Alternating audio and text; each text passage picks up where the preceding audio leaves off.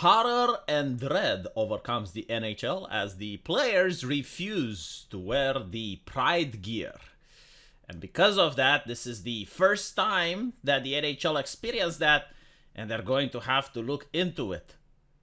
I don't really understand what exactly is there to look into. I mean, do they wear religious symbols come Easter? Do they wear crosses come Christmas? Is there any other holiday that they celebrate?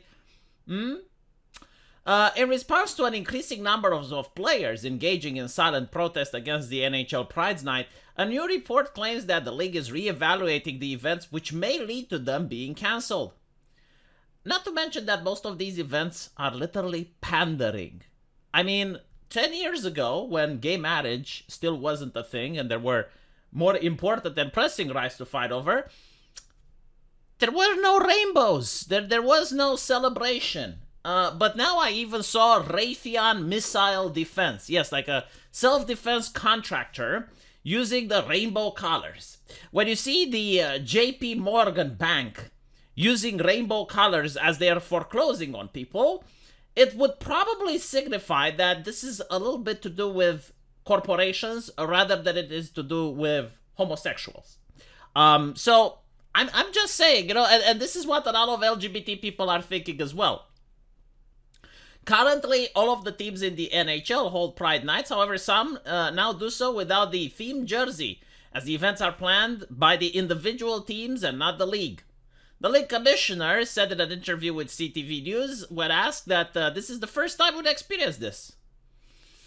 The commissioner continued, but I think it's becoming more of a distraction now because the substance of what our teams and we have been doing stand for is really being pushed to the side by what is a handful of players basically have made personal decisions, and you have to respect that as well. I love the way it's like just being the default is now the extremist, right? Like just being like, no, I just want to play hockey. I don't care about this issue.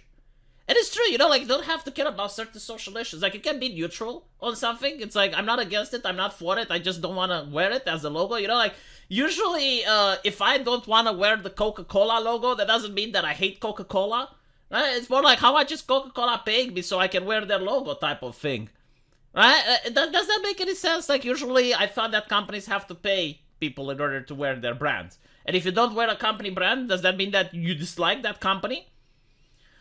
So, apparently, we carry no judgment on people and how they choose to live their lives, and believe that all people should be welcome in all aspects of the game and hockey. Having said that, we feel that by us wearing a pride jersey, it goes against our Christian beliefs. And that's another point, right? I mean, if someone is a Christian, and he doesn't go out of his way to stop someone else that's gay, or isn't even against, like, playing with someone that's gay on their team, but, like, they just don't want to wear the jersey, should you force them to? Like, should they have to do it? Like, what if someone is LGBT, right? But he is forced to wear a cross, and he just doesn't want to. Like, it's like, no, I'm an atheist. I do not care about that. Like, should they be forced? It's like, well, yeah, but like, this is a Christian country, you have to wear it. Like, that would also be oppression, wouldn't it?